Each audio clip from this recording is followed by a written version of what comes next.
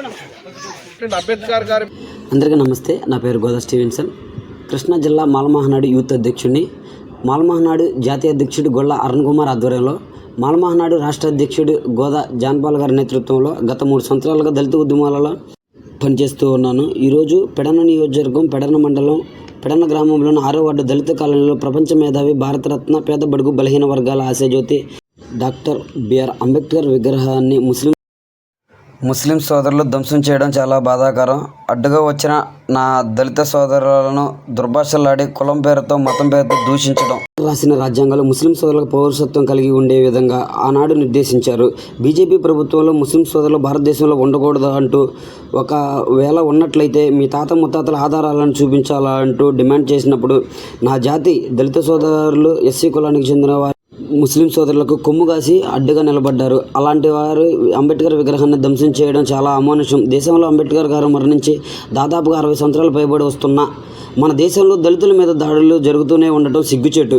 భారతదేశంలో మన తెలుగు 2 రాష్ట్రాలలో దళితులపై దాడులు, దళితుల ఆడబిడ్డలపై అత్యాచారాలు జరుగుతూనే ఉన్నాయి. మొన్న కులాహంకారంతో కదిరి ప్రభాకర్ అనే వృద్ధుడిపై మరుగుతున్న నూనెను పోయడం, నిన్నటి రోజున నా జాతి ఆడబిడ్డపై కుక్క కన్నా హీనంగా మానభంగం చేసి చంపేయడం, ఈరోజు ఏకంగా రాజ్యాంగాన్ని రచించిన అంబేద్కర్ విగ్రహాన్ని కూల్చివేత.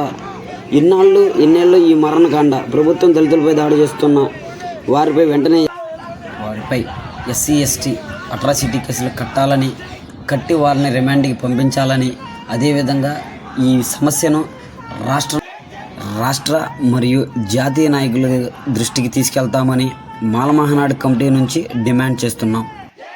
ప్రపంచ దేశాలన్నీ విద్య వైపు, అభివృద్ధి వైపు నడుస్తుంటే నా భారతదేశం మాత్రం మతాలను కాలరాస్తూ కులాలను తొక్కుకుంటూ పోతుంది. ఈ గ్రామంలో అవమానపడ్డ నా దళిత సోదరులకు అండగా నిలుస్తాం. ఏ సమస్య వచ్చినా ముందుంటామని సభముఖంగా తెలియజేస్తున్నాం. జై భీమ్, జై భారత్, జోహార్ డాక్టర్ బిఆర్ అంబేద్కర్.